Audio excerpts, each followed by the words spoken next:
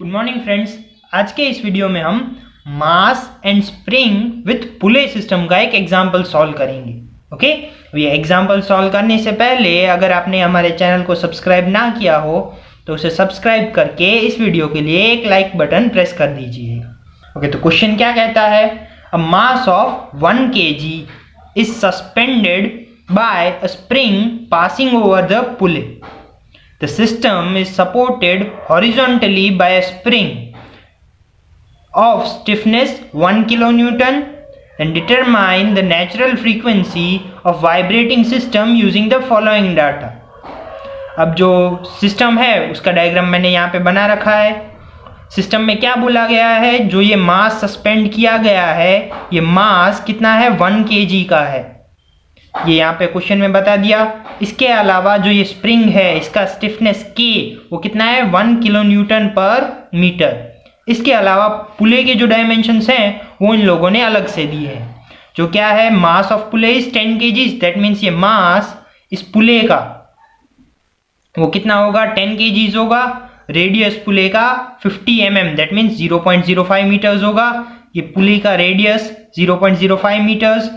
Distance of spring from the centre that means यहाँ centre से spring का distance वो क्या है? स्मॉल r से रिप्रेजेंट किया गया है जो है 35 mm which is equal to 0.035 metres. Okay, ये सारी गिवन डाटा को मैंने यहाँ पे पहले लिख लिया है।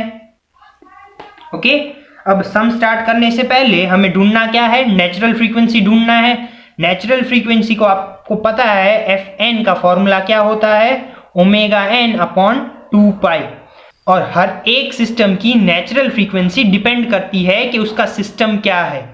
दैट मीन्स हमें इस सिस्टम के लिए नेचुरल फ्रीक्वेंसी क्या होगी ये पहले डिराइव करना होगा। और इसके डेरिवेशन के लिए आपको सबसे पहले समझना क्या है कि ये सिस्टम में हम जब एक्सटर्नल एक्साइटिंग फोर्स दें तो डिस्प्लेसमेंट दो जगह से होगी। पहली कहाँ? ये मास की डिस्प्लेसमेंट जो ये पोजीशन से या नीचे की पोजीशन पे आ जाएगी। इसकी डिस्प्लेसमेंट को मैंने x1 के मदद से शो किया है। ओके, और दूसरी डिस्प्लेसमेंट आप देखोगे कि यहाँ पे स्प्रिंग में भी टेंशन क्रिएट होगा और उसमें जो डिस्प्लेसमेंट होगी उसे मैंने सेकेंड डिस्प्लेसमेंट कहा है, x2 कहा है। ओके, और ये दो डिस्प्लेसमेंट हमारी लीनियर नहीं है, रोटरी है, क्योंकि पुले की बात कर रहे हैं। मैंने पहले भी बताया था जब हमारी सिस्टम रोटरी सिस्टम हो तब हम x को रिप्रेजेंट करेंगे थीटा से। ओके, तो वो कैसे करेंगे? तो चलो यहाँ पे देखते हैं कि angular displacement of pulley that means वो जो एंगल में रोटेट करेगी उस एंगुलर डिस्प्लेसमेंट को मैं क्या मानूंगा? थीटा मानूंगा। ओके, पर मेरा लीनियर डिस्प्लेसमेंट ऑफ मास क्या हुआ है? x1। मैंने लीनियर डिस्प्लेसमेंट मास को क्या बताया है? x1। तब ये लीनियर डिस्प्लेसमेंट मास की वजह से क्या होगा? ये पुले भी थोड़ा रोटेट करेगी। कौन से एंगल पे रोटेट करेगी? थीटा एंगल पे रोटेट करेगी। और ये मास वो कौन से डिस्टेंस पे लगा हुआ है? तो सेंटर से r डिस्टेंस पे लगा हुआ है। दैट मीन्स हमारा मास का linear displacement x1 will be equal to r into theta. Okay, similarly अगर हम डिस्प्लेसमेंट की वेलोसिटी की बात करें तो वेलोसिटी क्या होगा? हमारा डिस्प्लेसमेंट का first time differential equation. Similarly हमारा r थीटा क्या हो जाएगा? r इंटू थीटा डॉट और एक्सेलरेशन x डबल डॉट हो जाएगा। उसी तरह से हमारा एंगुलर के लिए r थीटा डबल डॉट हो जाएगा।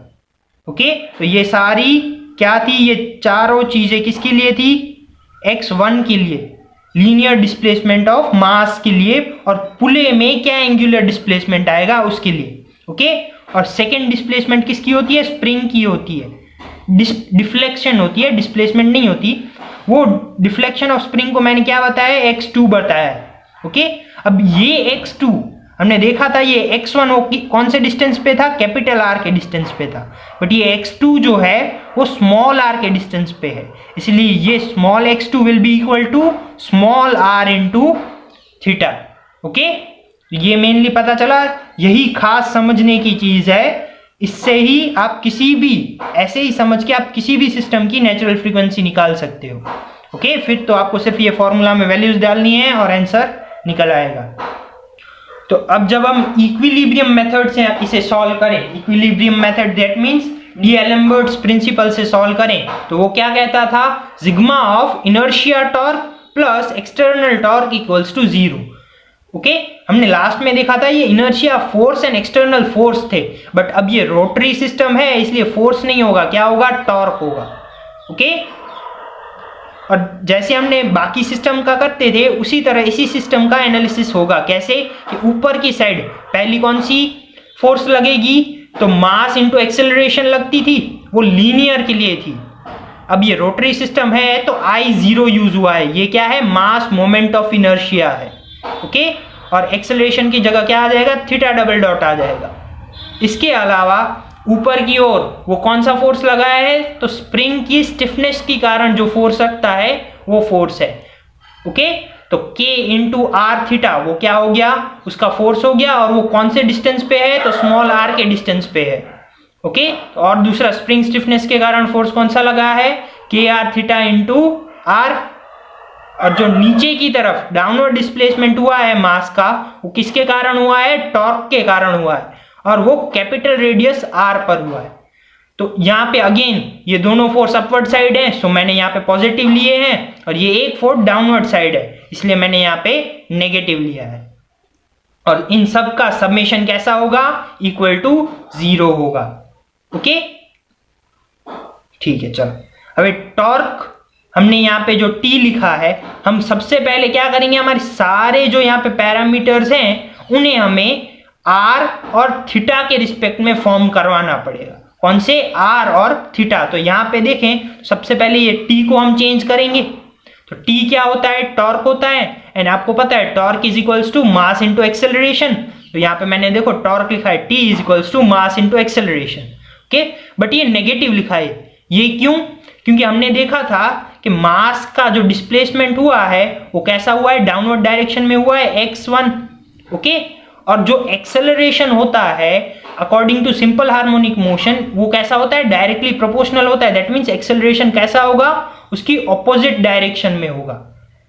ओके, डिस्प्लेसमेंट की ऑपोजिट डायरेक्शन में एक्सेलरेशन होगा, इसीलिए हमारा डिस्प्लेसमेंट डाउनवर्ड साइड था। ओके, तो अपवर्ड साइड दैट मीन्स उसके ऑपोजिट डायरेक्शन में है, इसीलिए मैंने यहाँ पे उसे माइनस दिखाया है। इसलिए T की जगह हम क्या डाल देंगे, minus m into x1 double dot, तो ये माइनस की जगह यहाँ पे प्लस हो गया, m into x1 double dot into capital R। Okay, और हमें अभी भी ये पूरी system R into theta form में नहीं मिली, यहाँ पे x1 है। हमने पीछे ही पहले ही देखा कि क्या, कि x1 double dot is equals to theta double dot into capital R।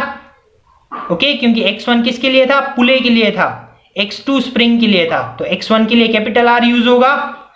तो यहाँ पे R और ये R दोनों मिला के R स्क्वायर हो जाएगा, और x1 डबल डॉट की जगह थीटा डबल डॉट आ जाएगा।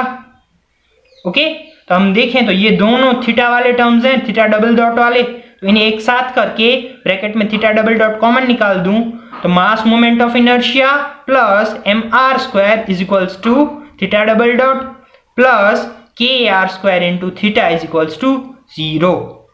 अभी भी यहाँ पे I dot that means mass moment of inertia वो थीटा इंटू आर के फॉर्म में नहीं है, तो इसे थीटा इंटू आर के फॉर्म में लाने के लिए क्या फॉर्मूला होता है कि I नॉट या तो mass moment of inertia is equals to half into mr square. अभी ये मास मोमेंट ऑफ इनर्शिया किसका है, पुले का होगा, और पुले में मास हमारा क्या था, कैपिटल M था, और पुले का रेडियस कैपिटल R था, इसीलिए मास मोमेंट ऑफ इनर्शिया क्या होगा, half into capital M into capital R का स्क्वायर। हमने I नॉट की जगह पे वो फॉर्मूला डाल दिया। अब सिंपल हार्मोनिक मोशन के साथ उसे कंपैरिजन करवाने के लिए हमें स्टैंडर्ड इक्वेशन के जैसा इक्वेशन बनाना होगा।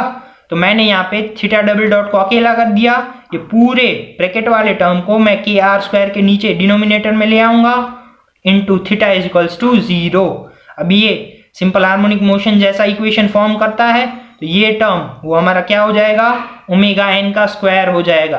देखो, ओके, और ओमेगा एन करूं तो मुझे यहाँ पे पूरा अंडर रूट करना पड़ेगा, यहाँ पे आर स्क्वायर और नीचे कैपिटल आर स्क्वायर है, वो रूट से बाहर निकल के सिंगल आर एंड आर हो जाएंगे, और अंडर रूट में क्या बचेगा, के upon capital M by 2 plus small m, और ये किस में होगा, रेडियन पर सेकेंड। ओमेगा n क्या है, नेचुरल फ्रीक्वेंसी निकालने के लिए उसका एंगुलर वेलोसिटी है, जो किसमें होगी, रेडियन पर सेकेंड में होगी। ओके, अब ओमेगा n हमारा निकल गया, तो हमें बस नेचुरल फ्रीक्वेंसी के फॉर्मूला में पुट करनी है वैल्यूज। नेचुरल फ्रीक्वेंसी का फॉर्मूला क्या होगा, ओमेगा n अपॉन 2 पाई। अब ओमेगा n की जो ये वैल्यू है ये यहाँ पे पुट करें तो r upon capital R into 2 pi, वो डिनोमिनेटर में आ जाएगा, into the square root of k upon capital M divide by 2 plus small m, और ब्रैकेट फिनिश। अब हमने सारी ये वैल्यूज जो फॉर्मूला में यूज हुई है वो गिवन डाटा में पहले ही लिख रखी हैं। हमारा स्मॉल r क्या हो गया था, 0.035 डिवाइड बाय कैपिटल R 0.05। ये थी स्प्रिंग की रेडियस, सेंटर से स्प्रिंग का डिस्टेंस, और 0.05 वो पुले का रेडियस। ओके, स्टिफनेस दी गई थी 1 किलो न्यूटन इंटू मीटर, उसे न्यूटन इंटू मीटर में करें तो 1000 हो जाएगा। मास पुले का दिया था 10 kgs, और मास वो एक्सटर्नली जो हमने यहाँ पे एक्साइट करवाया था वो कितना था, 1 kgs का। और सारा ये कैलकुलेशन करें तो हमें नेचुरल फ्रीक्वेंसी कितनी मिल जाती है, 1.4382 हर्ट्ज। ओके, और इसी तरह हमारा सम कंप्लीट हो जाता है। Thank you and that's all for the day.